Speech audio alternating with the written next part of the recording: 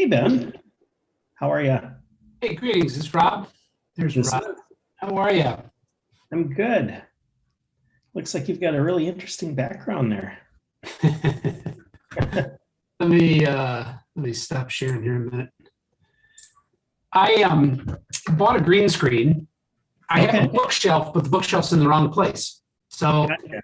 I had an empty, stupid closet, and I built this big thing behind me, but I kept bumping into it. So I threw it back on the wall, forgot about it, turned it on, Sure. and went, "Oh shit!" Isn't that cool? Wow. So I have a 7-year-old grandson who lives here for school Monday through Thursday, and he starts his day coming up and throwing different pictures on to see what he can fall into. Or he That's wears a pretty cool. green, he'll wear a green t-shirt. Now he's just a floating head in my office. That's so funny. Yeah, it's amazing what you can do with that stuff nowadays. So What's the room you're in? Is that a house or is that a backdrop? it's just a background. It's a porch background, and I like to try and come up with something unique too. So it just kind of makes it more interesting. So I don't know, a year ago, maybe a year and a half ago, I logged into a client and he's a psychologist or psychiatrist. And I log in and he's sitting on the Millennium Falcon. And it didn't dawn on me you could do backdrops. And so, sure, hi, Barb. Hi. it's pretty fun. All right. This is going to take off pretty quick. A couple of months ago, we've hit 100 for the first time and people couldn't log in. Oh wow. So the word got out and said, if you don't show up a few minutes early, there's a very good chance at 7 that it's locked up. Sure. We've added live streaming on YouTube. Whether anybody knows how to get there, I don't know, but we'll see. Sure. Well, it's nice that you can offer that. It's another way for people to log in and see the work that the chapter is doing. And I'm just so excited. You guys have got such a great chapter. You do so many cool things. So it's neat to be with you tonight. So A couple of the gals just started, they realized our Facebook page was good for us to put a message out, but nobody could leave a message. Nobody could interact. mhm. So somebody, I don't know who I haven't met her yet. A young lady is going to do a Facebook group for the chapter so that people can leave bird pictures or messages for other members or whatever. So for a while, it'll be a little confusing because it'll be two different Facebook entities, but Sure. Well, we that's want good. something for people to interact. So That's the key. People want to get involved, and the more ways that you can really create a meaningful way for them to interact, the more likely they are to stay engaged. So yep. that's really cool. Hey, Barb, how are you doing tonight? Who am I looking for to introduce you? What was that? Who conned you into this gig? Oh, Don Waggy did. So Okay. I think he's going to introduce me tonight. So Perfect. he had me send a bio today, and I was like, just kind of cut it down or use what you want. So I think he's planning on that. So All right. Good. very cool. The months he was supposed to do it, he's like me. He forgot. And Yeah. I've done this where I've got 100 people sitting in the waiting room, and I forgot to, 1 minute to 7. I'm like, oh shit. It's game time. Hello, Don. I don't see a microphone, Don, and I don't see a camera on yet. Looks like he's just connecting There to audio here. There we go. Hey, Don. How are you, man? He's muted. Don, you gotta unmute. There you go. Boss Two is in thumbs the up. Well, it's great to be with your chapter tonight, Don. Thank you for inviting me. Where are you? It looks like you're in like Florida or somewhere with your background. Yeah, I'm in my basement, and I've got a fake background up. And, Oh, okay. but I love this background because it makes you feel like you're outdoors, and it just it kind of matches my interests. So Well, it beats the basement. yeah, exactly. You'd see a white wall behind you otherwise, and so it's kind of fun. I've got this collection of different photos that I use as backdrops, and so when I meet with the finance team from National, then I've got a bank vault that's in the background, and you know, I when hope there's it's empty. yeah, I tell the development staff it's time to fill it, and Yeah.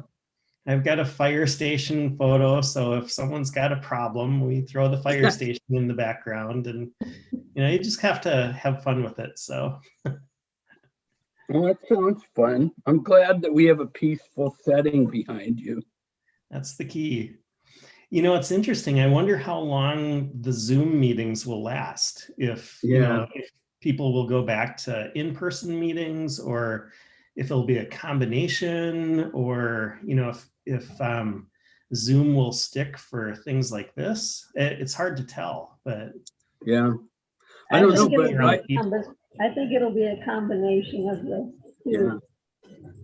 Especially for people that can't get out. And in the winter time, I think the Zoom is fantastic. That's very, very true. I hear. Okay. This is cool. There's a thing called. I muted you. Unmute. Imagined as a superfluid with all of its qualities: viscosity, density, surface tension. Sorry, I was muting the list and I forgot. I better leave Rob on. Yeah.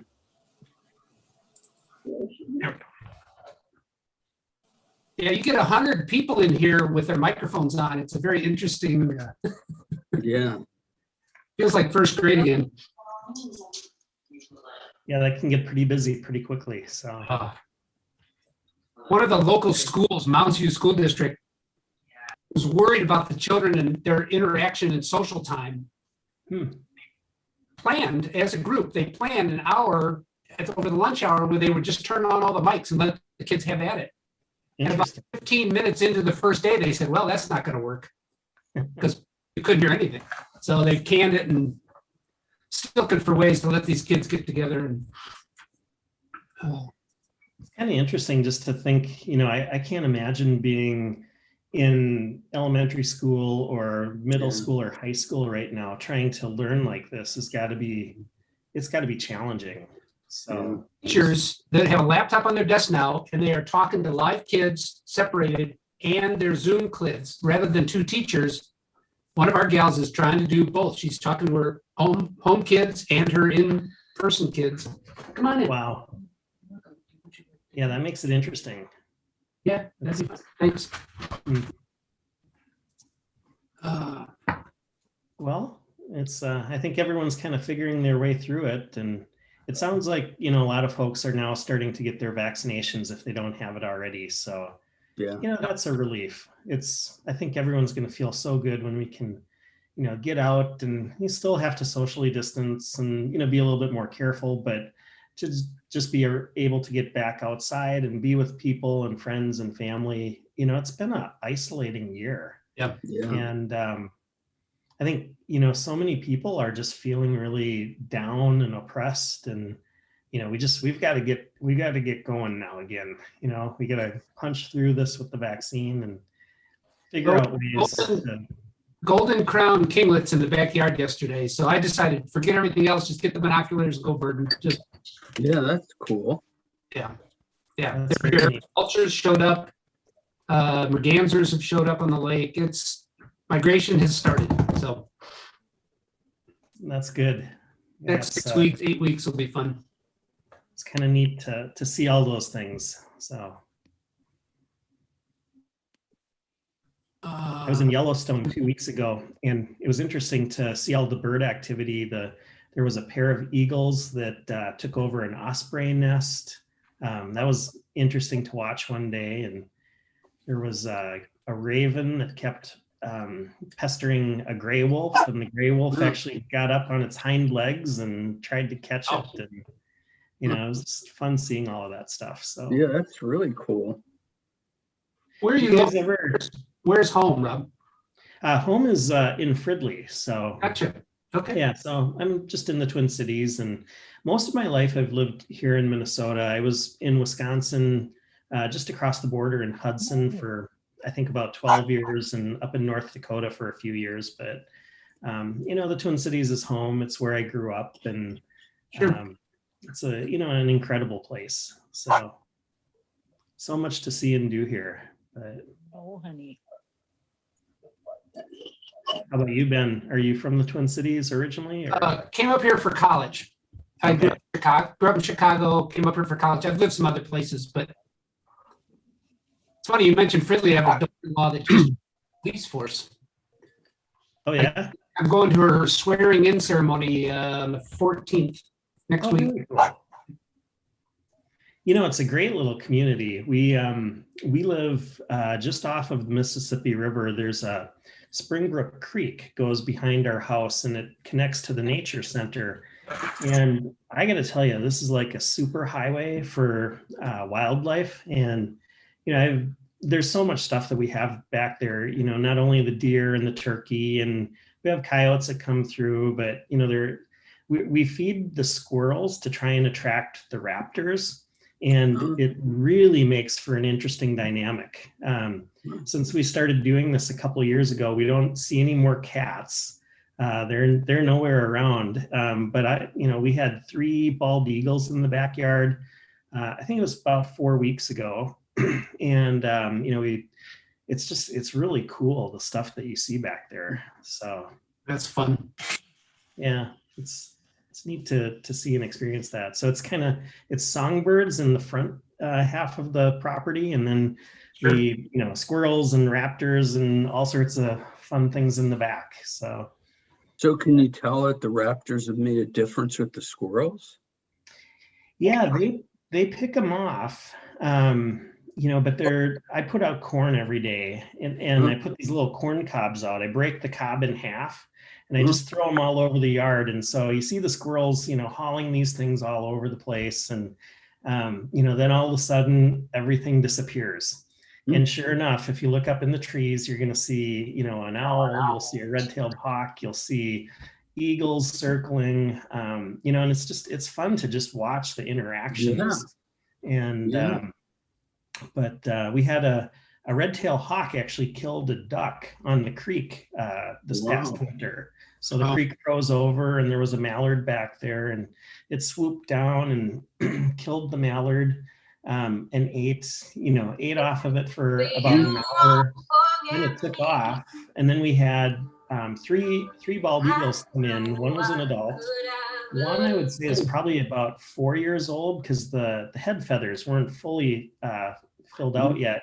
And then the third one was a young one. I mean, it was the most gnarly looking eagle, young eagle you've ever seen. But they cleaned up the remains of the duck, and it just, it's interesting seeing that stuff. And I've always been fascinated with predators, and so it's fun to try and attract them and see what happens. So yeah. But Well, I just think that was interesting strategy with the squirrels. You gotta have enough of them around to draw the raptors in. So Yeah. But I'm really excited for hummingbirds to come back. They're just so much fun to watch. That should be soon.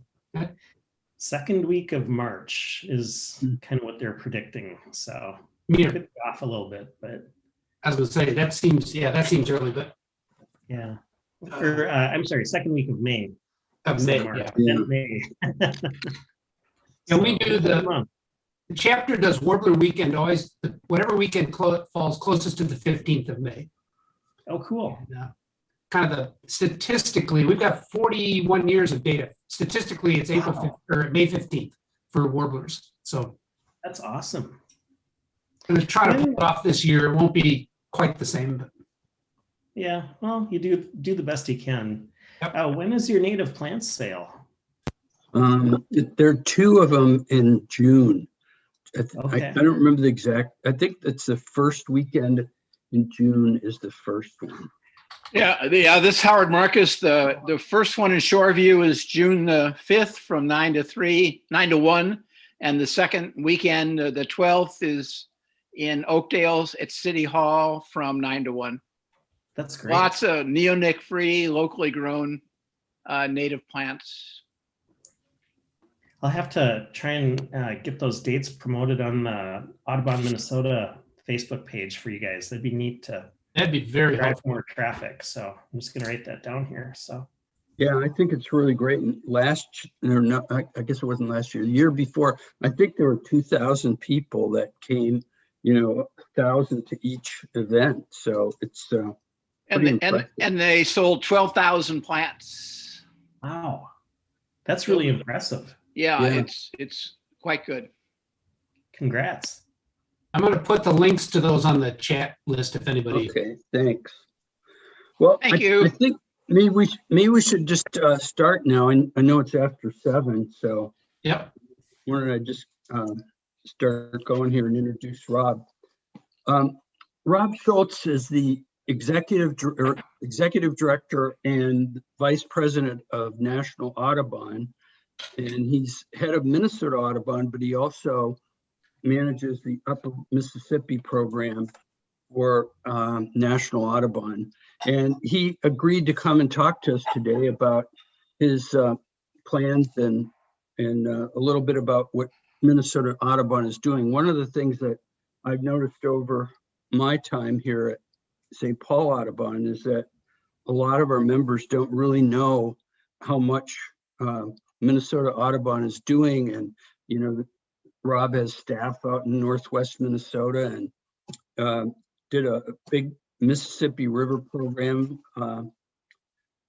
over the years. There's been a lot done there. And so it's quite extensive. Rob has been at Minnesota Audubon for almost 2 years now. And before that, he was the executive director of the International Wolf Center, which I think many of you have heard of, if not visited. And he's been with several other nonprofits in the area or the state, including the YMCA and the St. Paul Police Federation.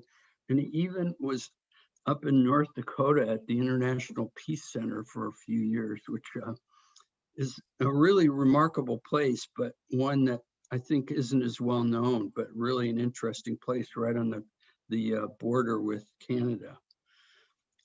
Anyway, one of the things that I really appreciate about Rob's 2 years here is that he has really worked with the chapters a lot. We have this group called the Minnesota Chapter Leaders, and we probably get together, I'd say, every other month, something like that. It's not a fixed schedule, but it's really good that we have started that communication and started to work together and, pick up good ideas from each other. So at any rate, I won't go on and on and on. Well, actually, I will go on and on about a different subject. I want to mention this to everybody too, and that is we have our election coming up next month. And so I just wanted to remind everybody about that.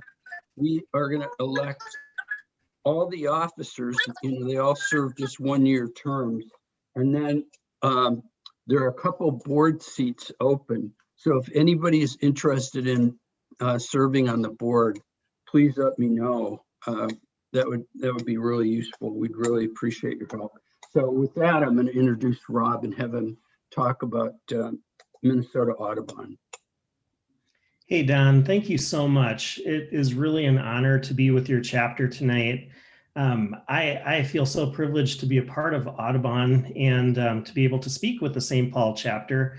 I have grown up in the Twin Cities and spent so much time in St. Paul as a young person and in my adult life. And so to be able to be with the St. Paul chapter tonight is a real treat and an honor. And I've had a lot of fun getting to know Don and Keith, who is our Minneapolis chapter president. It's pretty fun getting together with the two of them because they give each other quite a hard time, and I appreciate that. It's when we get together with our Audubon friends, it should be light and airy and fun and enjoyable because I think that's what really draws people to be a part of Audubon and the great work that we do in so many places.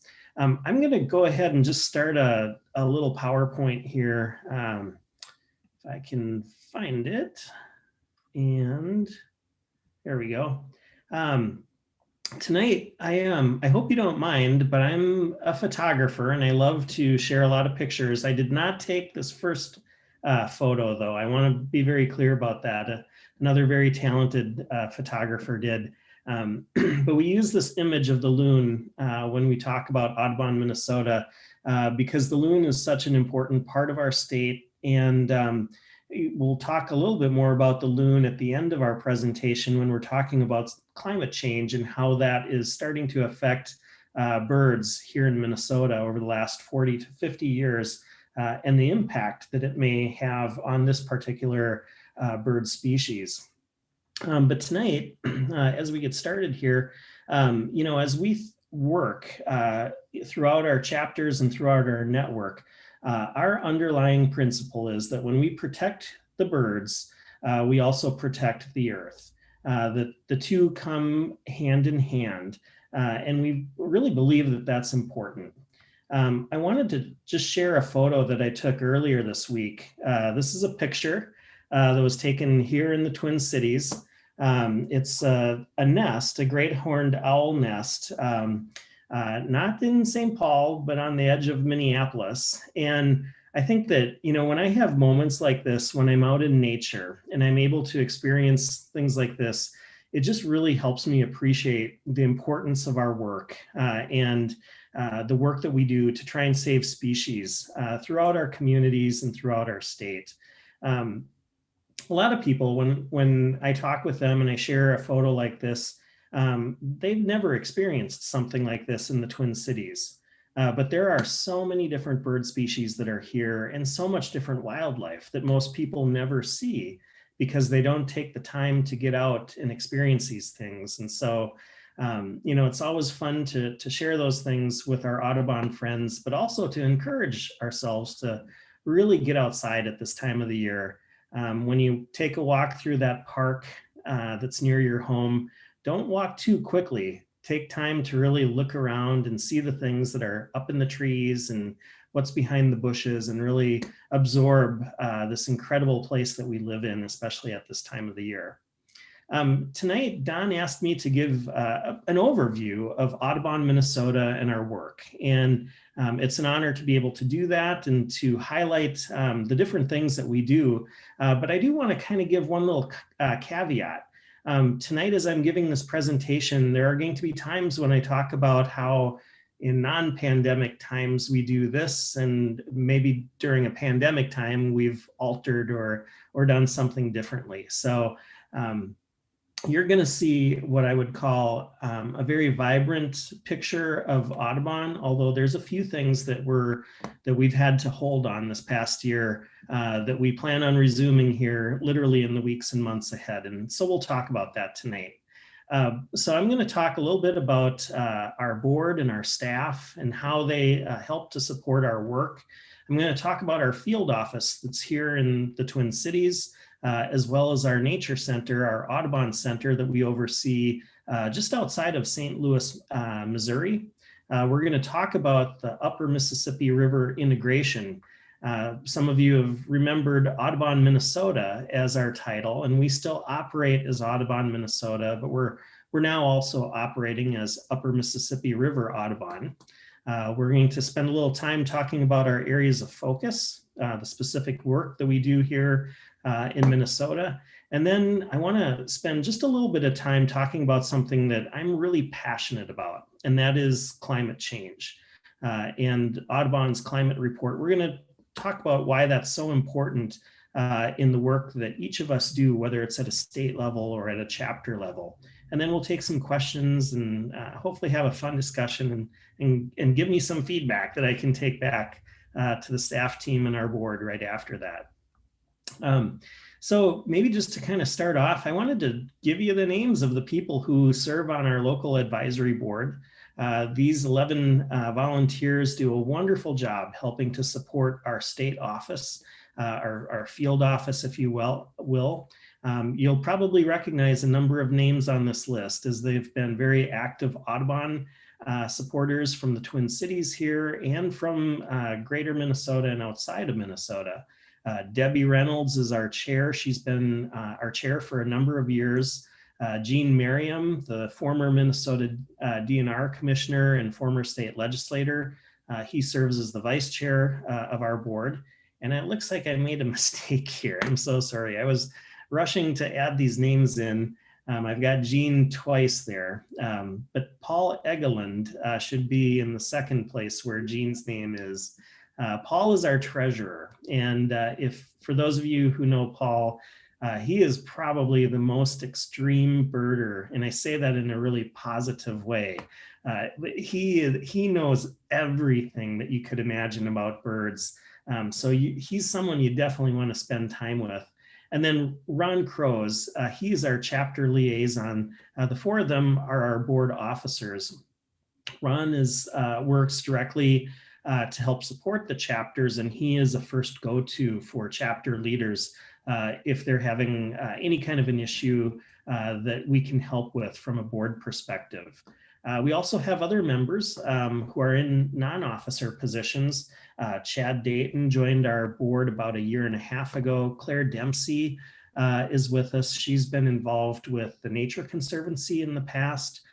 Becky Field, just an amazing, amazing wildlife photographer and kind of a mentor for my own photography skills. She is a member of our board. We have Doug Haar, who's from Iowa. He's a former Iowa DNR professional.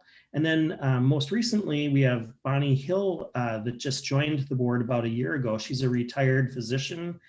Tim Nixon, who is a climate change specialist, and David Warehouser, who has been involved in many different environmental organizations. They make up our Minnesota Advisory Board, and they really help us as a staff team to be able to make connections in the community. It's a fun group. This is a photo from when we visited our nature center in St. Louis. Well, it was a couple of months before the pandemic set in. None of us had any clue what was coming. But we're going to talk about that Audubon Center as well. They really do work hard to get out and to listen to people and to connect with our chapters. And I'm just really proud to be able to work with this incredibly great group of volunteers. As we look at our staff team is really spread out. We've got about 10 people that are working with us right now. We also have some positions that we are just in the midst of posting. And so as we crept into the pandemic this past year, we had to make some adjustments in the size of our staff to really prepare to weather through this challenging time for so many nonprofits. But in addition to myself, we have Nat Miller. Nat is serving really on an interim basis as our Director of Conservation. Nat is actually based out of the Chicago office, and he's helping us until we fill that position. That position, we're actually going to be hiring 2 different people for. We will hire a local manager of conservation, and they will be someone who works with our state of Minnesota programs. And then we will have a Director of Conservation that really oversees the whole 3-state region. Alex Wardwell, she too is an amazing birder. She's located up in northwestern Minnesota, almost on the edge of North Dakota there. And she works with our tall aspen parklands program. She's a hard worker, working out on the prairies to restore them, to restore habitat. If you look at a heat map of Minnesota in terms of bird activity, one of the things that I've been so amazed with is that northwestern corner of Minnesota. It's really critical to migrating birds, and we're going to talk about the importance of that area more a little bit in our presentation. Jeff Butler just joined our staff. He's a forester. He's filling the role of bottomland forest ecologist. So he works in southeastern Minnesota. Tara Homan is our avian monitoring specialist. She is based out of Missouri. We will see her here for some monitoring programs, but most of her work is at the confluence of where the Missouri and the Mississippi rivers come together in Missouri, which is also where our center is there. Ken Buckholtz is our center director at Riverlands Riverlands is our Audubon Center in St. Louis. And I'm going to put a plug for all of you to make sure and stop there for a visit, because there's incredible bird activity there, especially in the wintertime. Michelle Weigand is our education manager, also based out of Riverlands in St. Louis, as well as Emily Connor. They both put together all of the programs that happen out of that particular site, and they also provide guidance for us more on a regional level. And then last of all, we have, I consider her a team member, although she's technically a contractor. That's Kim Scott, who is our lobbyist and does amazing things to help us advance policy at the Minnesota State Capitol. So this is our staff team, and we're really proud of these folks and the incredible work they do. We're currently, as I had mentioned, we're currently hiring a couple of positions. We've got that director of conservation position and the conservation manager position, which I believe both of those will be posted next week. And we are also hiring a regional director of policy. So they will oversee policy work throughout the 3-state region. And some of the other staff positions that we made changes with during the pandemic, they will come back too over the course of the next year, and we'll talk about those as we go through the presentation tonight. This past year, one of the interesting things that the pandemic did was it forced us to shift gears a little bit. We were based out of St. Paul. We had a very large office in St. Paul, just across the river from the city hall. And it was leased at a time when Audubon thought we were going to have a much bigger staff in Minnesota. So we were using about a third of the space that was rented. We weren't able to negotiate different terms with the landlord, and the lease was up. So in the midst of the pandemic last June, we decided to vacate that property and downsize for a 1 to 2 year period of time. So we're in a much smaller office in Roseville right now. Many of our things that were in that office are in storage. And a little bit later this fall, as we continue to emerge out of the pandemic, then we'll begin the search for a more permanent home in the Twin Cities area for us to work out of. But this is a good spot for us right now, as many of our staff are still working remotely, and as we have positions that we'll be filling over the next couple of months. Our other office is the Audubon Center at Riverlands, and this is an incredible facility. It is located at an Army Corps of Engineer property there. There's a large lock and dam very close to it, but because it's at the confluence of the Missouri and Mississippi rivers, there is incredible bird activity there, especially during the winter months. And so if you're ever in the St. Louis area, make sure you stop by our Audubon Center at Riverlands, because it is open to the public. There's no cost to stop in there and to experience the incredible bird watching that is there and available. And we've got a beautiful center that you can also go through for free. Everything is open to the public there, and we love it when people stop in and say hi. As we had kind of alluded to a little bit earlier in the discussion, we're now starting to work under a little bit different brand than what we've had historically. For those of you who have been involved in Audubon for many years, you'll be familiar with the term Audubon Minnesota and our state office that resides here. But as we've begun looking towards the future, Audubon has been working to try and reassign some of our assets and realign, I should say is a better word, realign our assets. And so in this region, our office here in Minnesota oversees Audubon activity, not only in Minnesota, but also the states of Iowa and Missouri. And Audubon really looks at this from a flyway perspective in thinking about how birds use the landscape. That's how they organize their work on the ground. When we think about the different flyways, that connect North America, Central America, and South America. One of the most important flyways in this region is the Mississippi River Flyway. For so many birds, this flyway is a real critical pathway through North America. On the screen, you can see a map of the Mississippi River Basin. I like to call this the Great Rivers of the United States. Not only the Mississippi, but also the Missouri, the Ohio. We've got a lot of different rivers that pour into the Mississippi, and many smaller rivers that are not indicated on here, but yet are very significant in size. Locally, I think about the Minnesota River, the St. Croix River. These are big rivers that are pouring into the Mississippi, but this basin is huge. And when we think about the Mississippi Flyway, it's really interesting to know that about 60% of the migrating birds in North America utilize the Mississippi Flyway. And so it is of extreme importance to Audubon to look at what's happening in this flyway.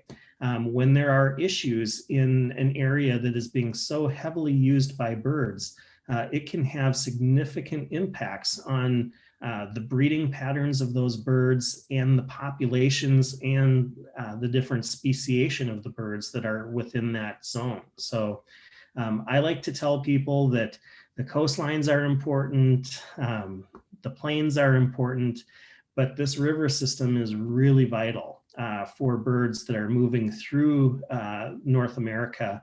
And that's why, I and so many other members of the Audubon team are really committed to protecting it and thinking strategically about the challenges that we see in this river system and be able to try and troubleshoot those.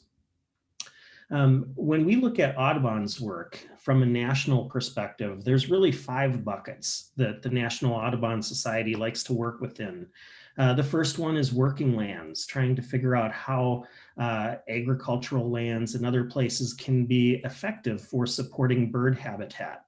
Then there's the coastal areas. The coastal areas are oftentimes get a lot of the attention, and they are critically important. We do have what's deemed a coastal area here in Minnesota as part of Lake Superior. The Great Lakes are also considered coastal areas within Audubon. We have IBAs are very, very important. And in a state like Minnesota, where we have over 12 million acres of important bird areas, we look very carefully at what's happening in all of those different places. Climate is the 4th pillar of our work. And then the 5th pillar is creating bird-friendly communities. That's helping to reduce things like bird collisions and ensuring that birds have appropriate habitat in places where they will connect with people. We're going to talk tonight about Audubon Minnesota's primary areas of work, and really they focus on conservation work, they focus on advocacy, they focus on education and engagement. And I just, I'm really passionate about these 4 different areas. And so Don, you'll have to stop me if I get talking too much, because it's really exciting. This eagle, by the way, if you have not been down to the Wabasha area in the wintertime, make sure and spend time there in February and March. This is one of the eagles that I spent time watching this past winter, right at a point called Reed's Landing. For those of you who have been down there before, there's this cool little brewery right at Reed's Landing. You can get a hamburger and fries. You can get a brew there if you want, but there's a beautiful little point that jets out into the river. And if you're a photographer or a bird watcher, just hop over the tracks, go down onto that point, and you will be able to get just amazing pictures and views of eagles fishing all winter long. So I'm going to give you a couple little tips tonight of some of my favorite places to go around the Twin Cities for birding. And I will tell you right now, it's a very, very busy time. So when we look at our conservation priorities for Minnesota and this region, there's 4 areas that we're currently doing intense work in. First of all, our bottomland forest restoration in southeastern Minnesota is critically important to keeping those waterways as strong habitat for birds. Now, I'm going to actually advance the slide for just a second, and then I'll come back to this. But I wanted to show you a picture of what a bottomland forest looks like. A lot of people kind of wonder, well, what's so special about a bottomland forest? It's a place that typically floods at different times of the year. Oftentimes it will be more than once a year that it will flood, but the tree species and the habitat is really geared and tolerant of these high waters, and it can survive these floods. One of the tragedies that we have in our region is that we've lost about 70% of the historic bottomland forests that have been along the riverways.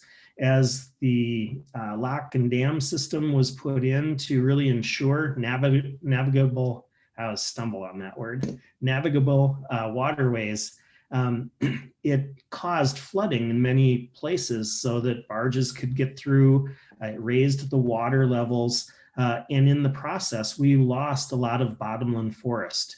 There's also been deforestation of these areas, and they're very critical for migrating birds to have these places. And so here in Minnesota, we work hard to try and restore these bottomland forests. And when you look at a picture like this, and you're a forester, and you're trying to think about how you're going to grow a forest in a place that floods so often, it's pretty overwhelming. I like to tell people that our forestry work is some of the probably the more challenging forestry work there is in all of the world, because we have to have such water tolerant trees that we're bringing back to these habitats. Our second area that we do a lot of work in is the northwestern portion of Minnesota, the tall aspen prairie area.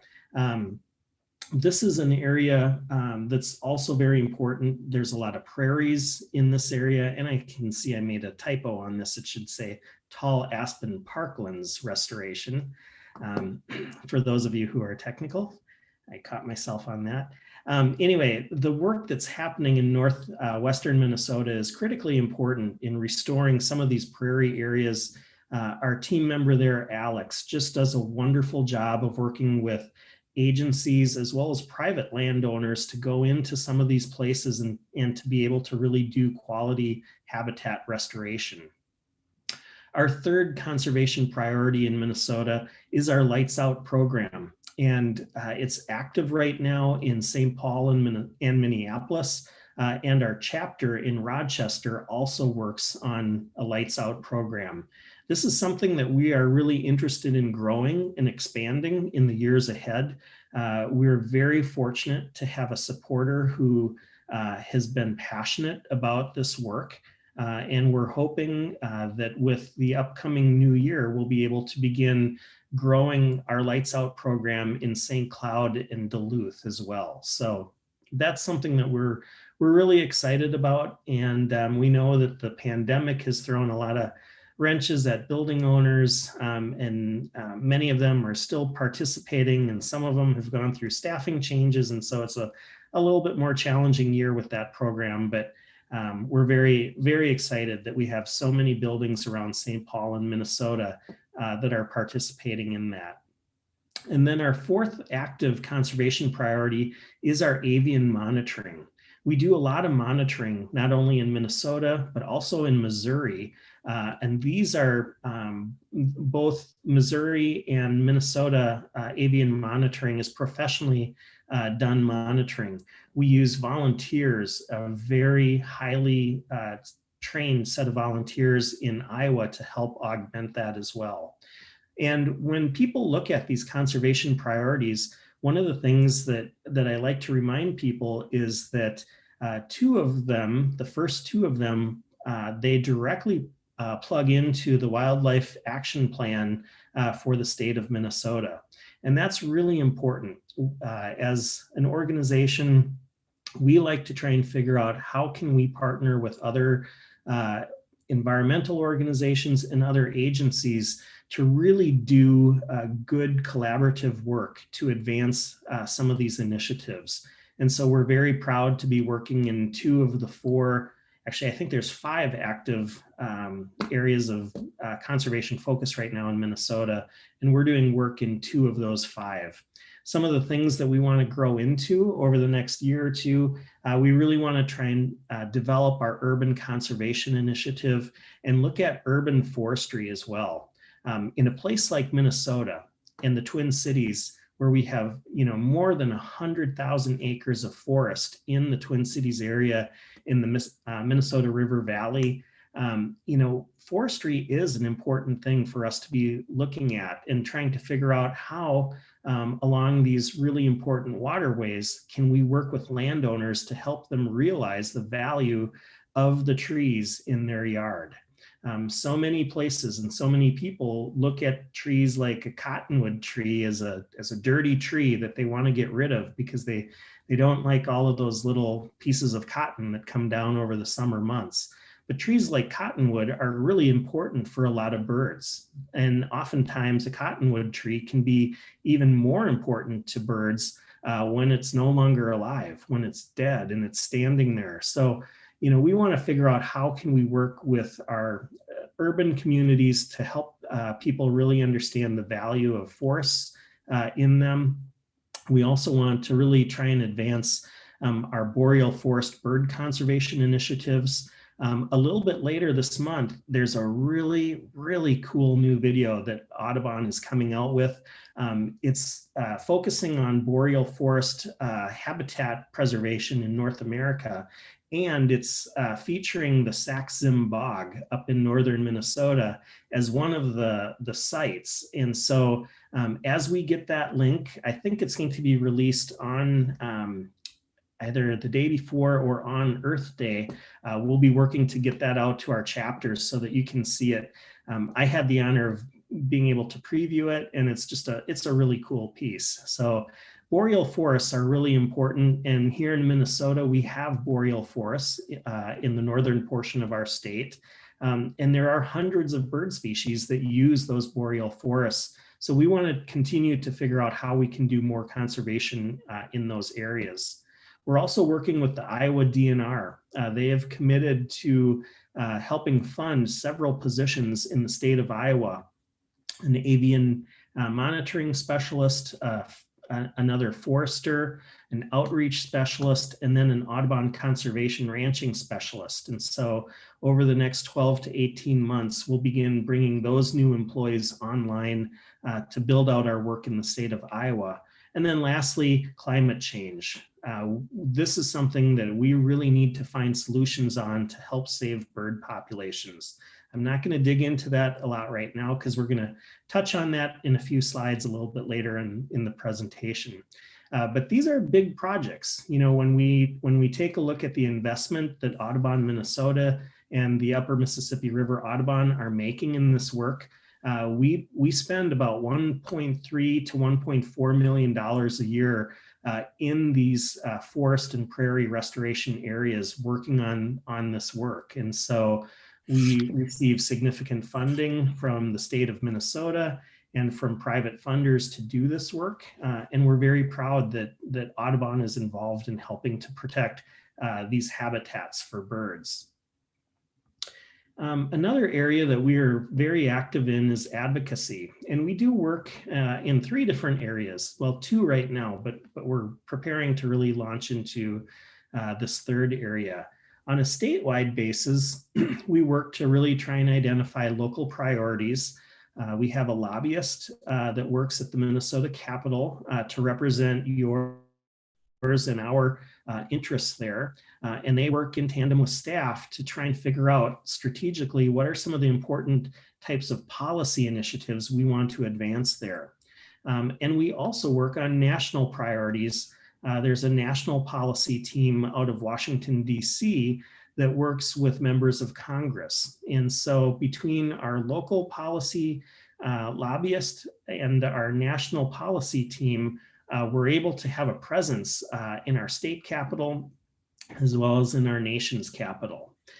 We also work through our chapters and through our chapter leaders specifically to try and collaborate on important advocacy things that our chapters are interested in, our communities need, and Audubon would like to advance. And so we're working to build chapter relations and specifically capacity so that when urgent issues come up, we can activate our membership base in reaching out to politicians and helping to remind them of the important decisions that we want them to make to help protect habitats for birds and wildlife.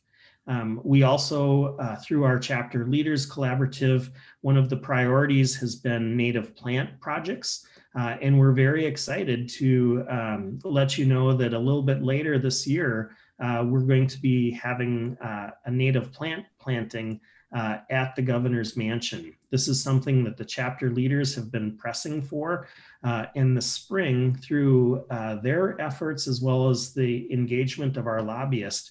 We were able to get in front of Governor Walz's staff, and the first family has agreed to a native plant planting on the property that we anticipate will happen sometime in late summer or fall. And then lastly, our regional policy expansion. This is something that we're gearing up to work on very, very quickly. As I had indicated earlier, the Mississippi Flyway is of urgent, critical importance to Audubon because of how migratory birds use it. And so we're looking at Mississippi River resilience and how we can really help advance policy that will improve our ability to do major projects within the river region to protect habitat for wildlife. So we're bringing on a policy director and a new director of conservation that will be charged with being able to work with agencies and other nonprofits and environmental organizations to help drive this work. You'll see, I've just included a few photos. We're really excited when we can get out to DC and meet with some of our legislators. Senator Smith, who is pictured here, we met with the fall before the pandemic set in. We've met with Senator Klobuchar's staff. We've been in several of the House offices, and we've had really warm welcomes in all of those places. So between our policy team in DC and our local staff going out to being involved in those meetings, it really does help when Audubon is trying to advance important legislation through Congress. We also work at the state capitol. This is an event. This is an interesting thing about this picture. This was taken March of last year, and this was in the afternoon. I don't remember the specific day, but earlier that morning, Governor Walz had his first major briefing on readiness for the pandemic. He came out of that meeting to meet with us. Audubon organized a meeting of, I think, 13 or 14 different environmental organizations in which we talked with him about the importance of climate change, and we presented Audubon's climate report to the governor. So we're very active at the state capitol. We're very involved in things like the ENTRF reauthorization. What that is specifically, the lottery money, the lottery proceeds, much of that goes to help the environment through the Environment and Natural Resources Trust Fund. And then those dollars are distributed through the Legislative Citizens Commission on Minnesota Resources. We've been very involved in that over the last 6 months in preparing for a renewal of the ENTRF funds. Every 20 to 25 years, that has to be renewed through a public referendum. We anticipate that will happen likely in 2024. So, right now we're meeting weekly with all of these other environmental organizations, trying to prepare for the work that needs to happen in the legislature later this year and into the next session to try and get the ENTRF fund reauthorized again. And we do a lot of work, as Don had indicated, with our chapter leaders. This is a photo before the pandemic. Now our chapter leaders meetings look much like our meeting tonight, in which they're all on Zoom. But I'm so anxious to get back to meeting in person with people. Here we went to Sherburne National Wildlife Refuge, had a wonderful day-long retreat there, and really came up with some important work that our chapters want to see done in the state. All of this advocacy work is really important in helping to advance the things that need to be done to protect bird populations. We also do a lot with education and outreach. Through our center in St. Louis, we see tens of thousands of people, and we also see tens of thousands of school children every year. That is really our pinnacle education site right now. We're very proud of the staff team that runs that, and they are doing a lot with environmental justice. Our River Vision program, which operates out of there, connects school children from the city of Ferguson with important environmental initiatives. And it really is helping to generate a new enthusiasm in very diverse communities for the environmental work that Audubon is doing. We're currently at a time right now where we are reimagining our Minnesota education programs. One of the really unfortunate things that happened as we found ourselves arriving in the pandemic this past year is that the schools that we work with, that we would have, our staff go into to present programs, no longer could have us come in. And at the same time, we had a corporate sponsor that fully funded our education program here in Minnesota. And with one phone call, all of that funding ended. And so we're at a point right now where our Minnesota Advisory Board is very, very committed to long-term rebuilding of that education program. But we decided to take a break, that during the pandemic, we would take that time to reimagine what a new education program would look like. And we're currently working on that right now and hope to be able to launch that new program in 2022, hopefully with new support that we're also looking for at this time. So for those of you that have seen our school programs in the past, they were really top notch. And what I would tell you about what they'll look like in 2022 is that they'll be even stronger and they will have an environmental justice component to them as well. So we're excited about that, and we're going to have to come back to that. But that is part of the reality of the time that we've been in. Our birding events, we've got great birding events in Minnesota, Iowa, and Missouri. Many of them happen through our chapters. We have really awesome chapters that are doing incredible birding events, but our state office also organizes them. One of the last birding events that we organized was the Cannon Birds in Focus event in Bloomington at the Minnesota River Valley National Wildlife Refuge. So that was a lot of fun, and those things are coming back as well. Within Audubon, it looks like those events, you'll start to see those events on a national basis and on a statewide basis start back up in July of this year. That's kind of the target goal of when things will really start happening again within Audubon. Of course, there was the US Bank Stadium bird study that we completed shortly before the pandemic set in. Once the pandemic set in, unfortunately, it took away most, if not almost all of the funding that the stadium gets coming in through their revenue streams. And so that really put a halt on the intentions of leadership there to begin enacting some of those recommendations from the stadium bird study. And then lastly, we do a lot of volunteer events. Unfortunately, many of these have also been put on hold during the pandemic. There are some examples of volunteer events that have been able to happen, such as the Christmas bird count. We were really excited this past year that they were able to come up with solutions that would allow that to continue. despite the pandemic. But many of these things, when we look under the education and outreach heading, you will see if they have been put on pause, many of them are in the process of restarting now and will continue to reboot over the months ahead. So as we look back at some of those great events, this was a fun one for me, the Birds in Focus partnership with Canon. It drew hundreds and hundreds of people to get people out experiencing bird photography in the refuge. We obviously had to present our formal study to the U.S. Bank Stadium leadership, which is the Minnesota Sports Facilities Authority. This was the day that we presented that report. There was a lot of media attention there.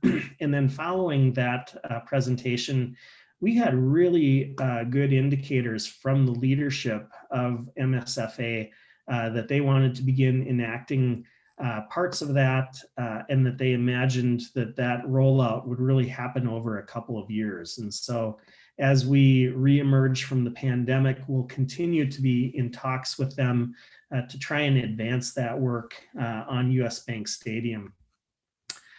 In terms of engagement, working with our chapters and working with our communities, we work really hard to try and figure out how we can have a strong chapter network. Some of the things that Audubon does for our chapters is provide grants for really fun projects and really important projects in terms of conservation in communities. We're currently trying to figure out how we can launch a campus chapters program. In many state offices around the country, they had begun launching campus chapters right before the pandemic. We've really taken a break on that until the pandemic passes. But as we move into fall with our plans to hire an engagement manager over the summer months, this will also be put again on high priority. We also work hard to try and figure out how we can engage our members to advocate for birds. Sometimes it's as simple as asking people to write a letter to the editor of their local newspaper. Other times we send out action alerts and ask people to reach out to their legislators and to fellow members of their community to try and advance some of the important initiatives that we feel need to happen to protect birds and environments. We're very concerned about ensuring environmental justice. The new Audubon for All campaign launched over the previous year, and we're working to really try and figure out how we implement this in everything that we do. And then, of course, we're working with other environmental organizations and agencies to really figure out how we can help advance the work that's happening and that needs to happen to protect birds. And lastly, our community science initiatives. This is our citizen science bird monitoring, like our Christmas bird count. It's a really important part of the way that we engage our members to help support our work. And so, you know, it's fun to get out on nights like tonight and be able to talk with our chapter members. This is a photo from right before the pandemic, our board chair going out to present a bird program to the Alexandria chapter. But many of us, whether it's our advisory board members or staff, we really enjoy being able to do programs, not only on the things that Audubon is doing to try and advance conservation, but oftentimes our personal passions as well. I do programs on cheetahs and my research with cheetahs. I do programs on climate change. So we're all very engaged in trying to get out and be as involved as we can with our chapters and provide opportunities to connect with people.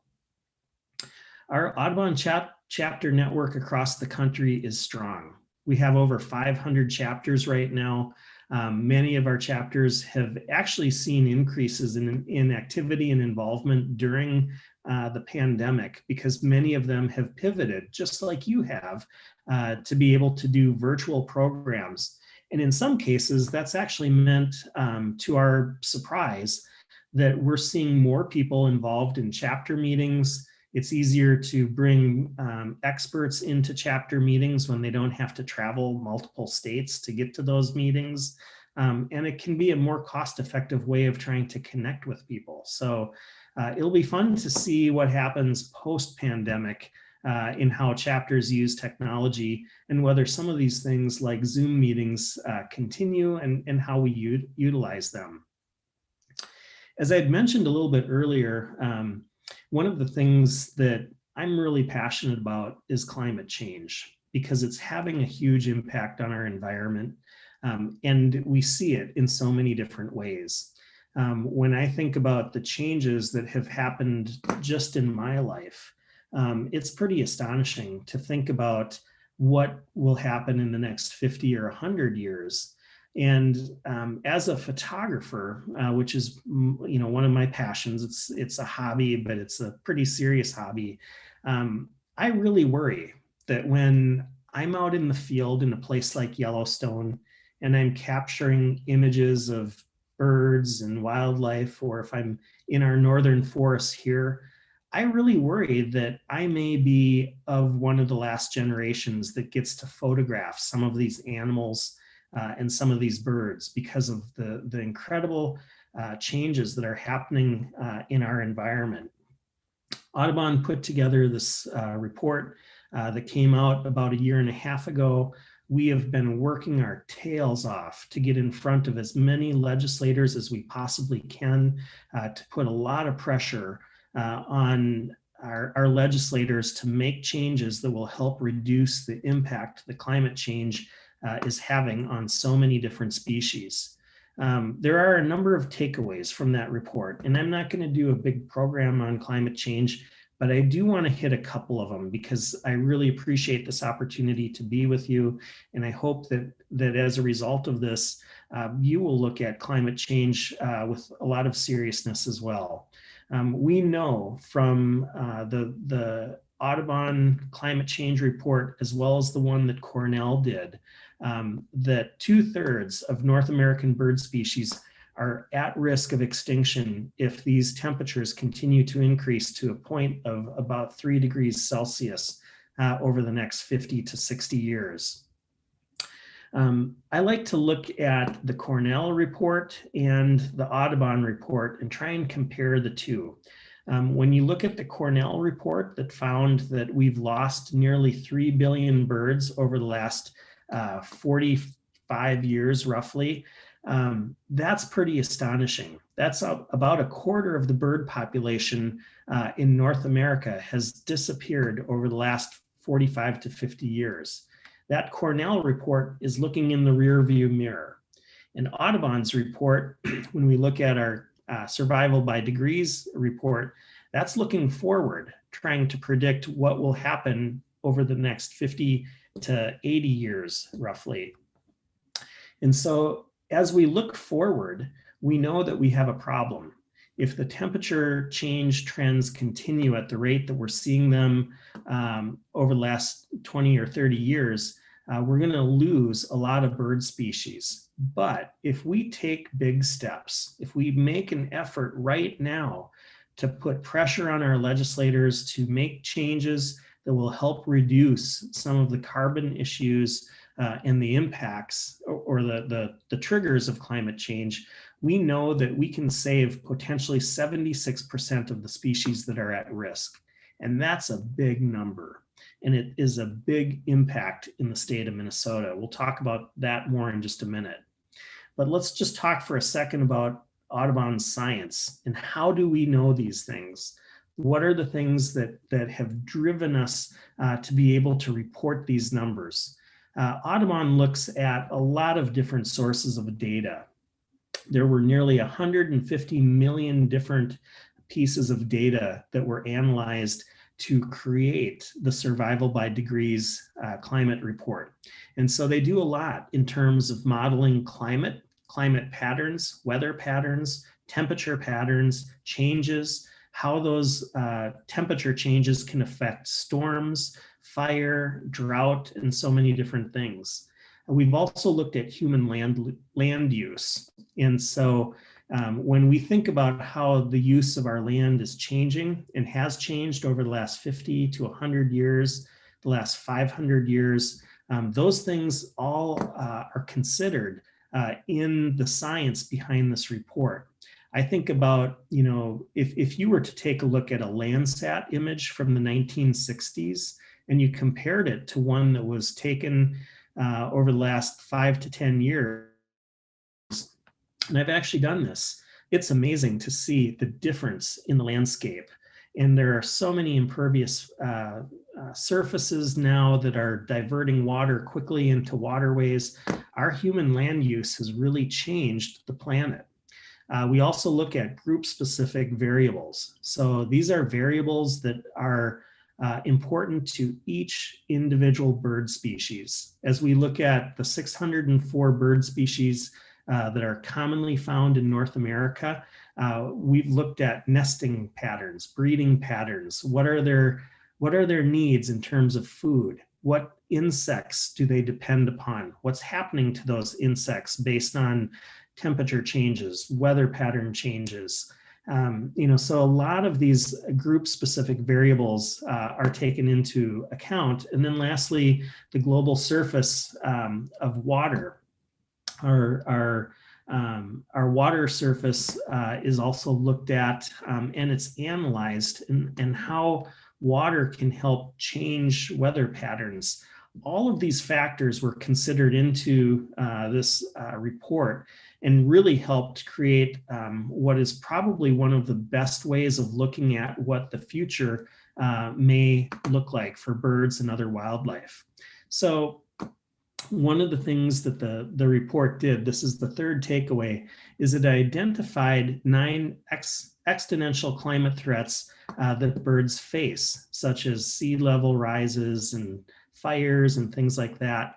And it found that 305 bird species will face 3 or more climate threats at 3 degrees Celsius versus 34 if there's only a 1.5 degree Celsius increase. What are those exponential climate threats? They're things like sea level rise, urbanization, cropland expansion, false springs, heavy rains, fire, drought, and extreme spring heat. And as I've talked with climatologists here in Minnesota, as I've talked with hydrologists, what we're seeing here locally, the huge impact of climate change is in our rainfalls. Well, the amount of rain that we continue to get on an annual basis hasn't changed significantly. The methods and the duration and the time frame in which it comes down has. So when we look at 100 years ago and what the rainfall patterns were like at that point, there were many more smaller rainfall events that happened throughout the year. But now what we're seeing is fewer small rainfall events and more large rainfall events. And so that causes flooding, and it causes saturation of the ground. Our groundwater levels have also significantly increased over the last 50 to 100 years. All of these things make a huge difference in weather patterns and what's happening on the ground. And so we're trying to take all of that into account and figuring out here in Minnesota, what are the kinds of things that we can do that will help impact climate change the most. Our fourth takeaway is that every bird species will experience some impact from climate change. And so when we take a look at the loon, which is a really special bird to me, I'm a Minnesota kid and I grew up on the lakes. I grew up, swimming in the creek behind my house, going up north in the summertime, listening to the loons at night. It's really scary to think that in 20, 30, 40, or 50 years from now, we may no longer have loons in the state of Minnesota as our temperature continues to change. They will continue to move further and further north. That's what our scientists are telling us. They will not spend their summers here. They may be spending their summers in Canada because of the higher temperatures here. I would really hate to see us lose a species like the common loon on our Minnesota lakes. When we take a look at the science behind the climate report, we know that some species will be affected immensely by climate change to the point that they will no longer exist. Other species will do fine. When we think about raptors, their numbers will likely increase, but many of our songbirds will disappear. And so you have to really look at all of the details for each one of the 604 species in that science report to understand the impact, but it is significant. And the last takeaway is that we know what we need to do to try and reduce these problems. Our governments know what needs to be done. Our business people know what needs to be done. Scientists know what needs to be done. We need to start listening to them, and we need to start taking actions to reduce some of the causes of climate change so that we can reduce the impact that they have long term. So, as we continue to look at this issue in Minnesota and across the country, climate change will continue to be a major issue for Audubon, and something that we try to address. Now, I want to talk a little bit about this last picture, because this is another favorite spot that I go to for watching birds at this time of the year. This is Marshall Terrace Park in Minneapolis. If you are interested in great blue herons, there is a beautiful heron rookery right off of Marshall Terrace Park. It's easy to get to. If you go to the park and you park in the park's parking lot, all you need to do is walk a couple hundred feet towards the river, the Mississippi River, and you will see two islands out there that have huge heron rookeries. I took this picture from that point at sunset. If you go there in the morning, you'll get really great views of the herons. And if you go there in the evening at sunset, you'll get really incredible silhouettes of them. So definitely get out and see the herons. They just recently arrived. They're very busy working on their nesting material, and it's a great time to just get out and experience these incredible species that are returning right now. That's my program.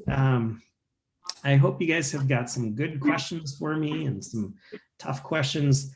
I do apologize. I haven't been watching the chat just because of how my screen is laid out now, but I'll stop the sharing here. And also, I do want to say thank you for the great work that your chapter does to work on behalf of birds throughout our state. But if there are questions, I'm happy to try and take those now, or comments. What I need, because I do take those. Yeah, I'll take one, please. Thank you, Rob. This has been, we've got a question here from Brad. What are steps to establish an area as an Audubon sanctuary? Members of the Friends of the Sweet Hollow and St. Paul Garden Club were instrumental in establishing Sweet Hollow Park as an urban park in the city. I don't know if that's as much a designation or.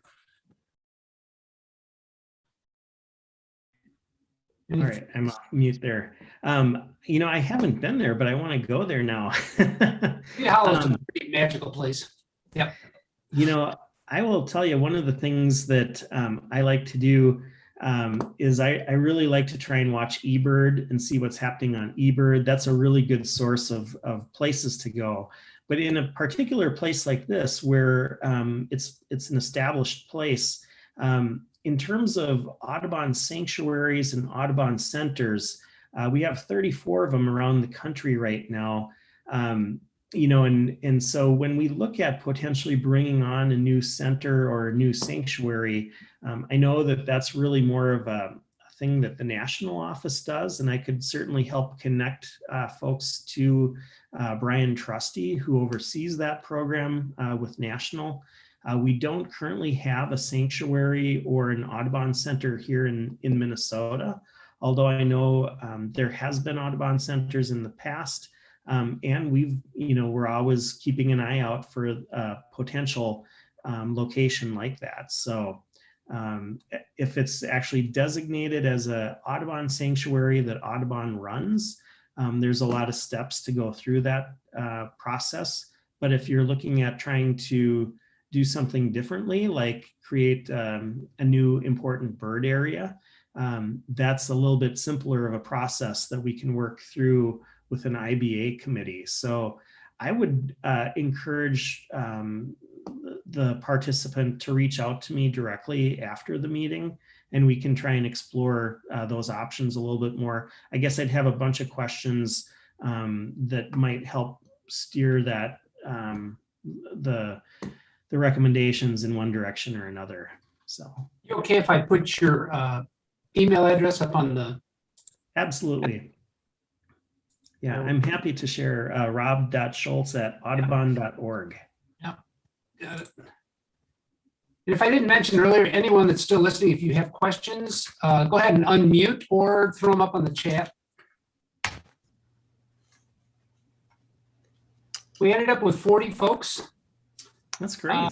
Yeah, if you speak January when it's 15 below, you're more apt to get 100.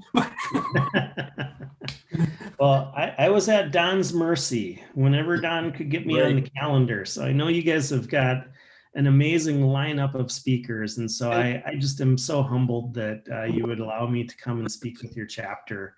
I saw a message from Maureen. Maureen is wondering how she could get involved in the governor's mansion planting. We are looking for volunteers right now who could be a part of that. I would suggest if there are members of the club that would like to be a part of it, because it is in your backyard, if you could coordinate either through Don or maybe a designee that Don would have. If you just simply get us names and email addresses of folks who are interested, we would love to have your help. You know, that's a really cool project, you know, to be able to go to a public place like that and be able to do something that can really help raise awareness of the importance of native plants. I will tell you, you know, so I'm working on a master's degree in biology, and as I'm kind of coming to the end of my studies, one of the things that is really, really obvious is that pollinators are really struggling in places like Minnesota, where you have a lot of agriculture. They're not able to survive the heavy dusting, the crop chemicals that get put out there. And so a lot of pollinators are really looking at cities as islands of refuge. We're seeing it across the country. And, you know, we just need to do more to try and figure out how we can get more native plantings in places, not only rurally, but also in cities. What can we do to ease some of the city regulations around, you know, allowing native plants in your yards? There's just a lot that could be done. And so to be able to do something at the governor's mansion, I really applaud our chapter leaders. And by the way, you guys have got a really good one. Don is a wonderful representative of your chapter. We always love it when he's able to make those meetings, and know that we would love any help from the chapter that we could get in that planting. The governor's office, we were going to try and do the planting this spring. We were hoping to do it in May, but because of the trial that's underway and the potential for protests, there have been a lot of protests over the past year at the mansion. They've decided that they really want to put it off until later in the year, where they can really guarantee the safety of everyone. So that's part of the timing of it. So, Got a question, Tom? Go ahead, Tom. Yeah, hi, Rob. So harkening back to that fifth pillar of Audubon's, the bird-friendly communities, and when you talked about your outreach and education, you kind of skipped over the Bird City bullet that was on that slide. And Bird City, Minnesota was one of my favorite programs because it really sort of concentrated on building capacity and local engagement at that community level. So I'm wondering what Audubon Minnesota's plans are with respect to Bird City, Minnesota, because it seems to have kind of dropped off the radar. Yeah, Tom, thank you for bringing that up. And, you know, we've It's been a little bit of a challenge with the program because we've run out of funding for it. And that's just being brutally honest. The program was funded through the Legislative Citizens Commission on Minnesota Resources. And over a course of about 3 or 4 years, we've had full-time staff members working on it. It's cost a lot in order to get the number of cities enrolled in the program that we've had. And so one of the things that we're doing right now, knowing that the program, the funding has run out for the program, we have very little left. We're trying to figure out what kinds of options there may be to potentially carrying it forward or making some tweaks to it that would allow it to be more easily carried forward without as much staff cost in administering the program. And I don't have all the answers for it yet. We've looked at, different options. Could it be turned into something that our chapters would take a lead on? Could it be something that could be volunteer driven? Is there a way for the requirements to be lightened up a little bit and put out there in a self-reporting kind of an honor system way to get cities qualified?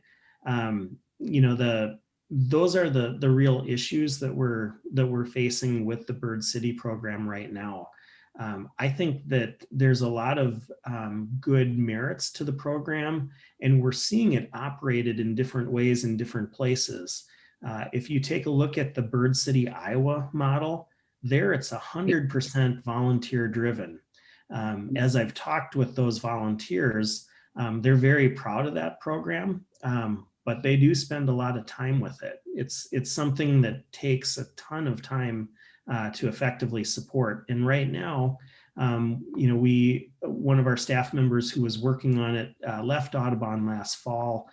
We haven't been able to replace that staff member, and I feel bad because I'm really stretched thin. We don't have enough staff right now to effectively support that program. So Tom, if you have ideas or if there are others who have ideas on what we may be able to do differently with that program, I would love to hear them, because when we have a program like that, it's always hard to say goodbye to it. The biggest challenge right now is that we don't have funding to do it the way we've done it for the last 3 or 4 years going forward. And that's where we have to make some, we need to look at it and really reevaluate how we approach it. So I do have lots of ideas, Rob, so I'd love to sit down with you sometime and kind of, have a brainstorming about that. I think that'd be great. And I see Sheila Maybanks is on the phone or on the program tonight. Sheila is doing a wonderful job of working with folks in Stillwater to help Stillwater become a bird city. We've been very committed to the cities that have been working on this for the last couple of years or the last year or two to try and figure out how we can help them get across that threshold so that they can become a bird city. We want to support communities that have put efforts into this. But I would say that right now because of the lack of funding, we're not out there trying to recruit new cities to begin that process until we get that figured out. So, but Tom, if you wouldn't mind shooting me an email, Sheila, I owe you a call. I do apologize. It's been a crazy week here, but I'd love to hear how your meeting went with Stillwater the other night. Let's try and see if we can't put together a little group to help look at that and to look at ideas, because it is really special when we have a community that has earned that status, and I want to honor that. Thanks for bringing that up, Tom. Sure, yeah. We have a question: Audubon's participation or support for Clean Car Minnesota? Yeah, a great question, Ben. And thanks to whoever asked it. We really want to try and advance our work in terms of climate change. I will tell you that nationally, they have really tried not to get involved in transportation issues. And it gets kind of, what's a good way of describing it? As I've talked with policy people, they're trying to look at climate change and really figuring out what we can accomplish as an organization, and which pieces we just don't have enough bandwidth to try and tackle. And so when we talk about climate change, once we start getting to transportation issues, there's a real tendency to be hesitant in jumping into them because of our limited bandwidth. Some of the things that we're really interested in right away is natural infrastructure and what that may look like in different places. There is, the transportation issues, there are carbon issues, and we can't unfortunately do it all. But that said, if there are easy ways that we can help support that, we really encourage looking at all of those different options, because it's going to take everything. It's going to take everything to address the climate issue. It means that there has to be legislation, there has to be changes in our own personal decision-making and buying. There has to be behavioral changes that we make as a society. So I appreciate raising that question. And personally, I support the clean car issues. But we don't typically get heavily involved in transportation because of our limited capacity. This was perfect. Anyone else with questions? I think you guys have got some great questions. Thank you. Looks like Ben? Barbara's got her hand up.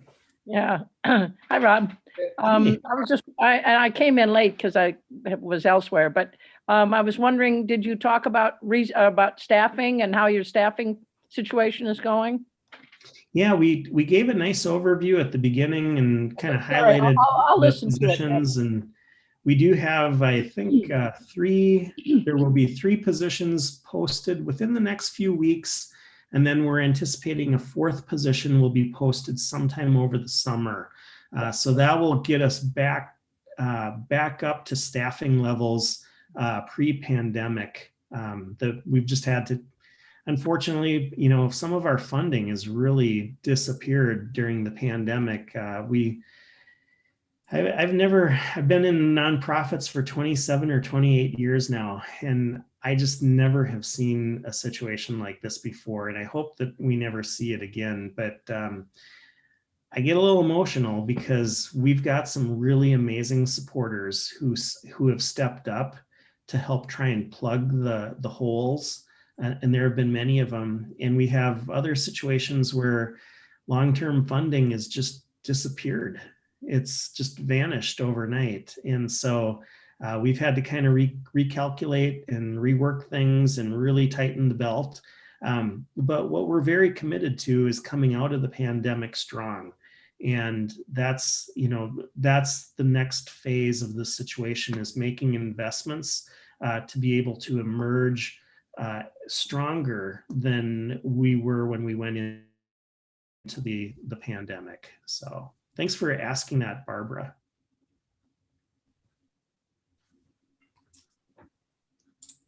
Well, thanks. We're at, what are we at, 8:20? That was great. Don, you got any other comments, thoughts? No, but I really appreciate your coming and, coming, I guess is not exactly the right word, participating, presenting to our group. I think it was really important for everybody to really understand the extent of what's going on with Audubon Minnesota, and really sort of upper Mississippi Audubon, as I think is emerging rather than just Minnesota Audubon. But I really appreciate your time, Rob. Thank you. Thank you, Don, and thank you all for allowing me to participate tonight. So you guys have got an amazing chapter. You really do. Thank you. I'll sign off. Thank you, everybody. Thank you, Ben. It's available on YouTube if anybody needs a catch up or missed it. Thanks, guys. Talk to you Monday, Don.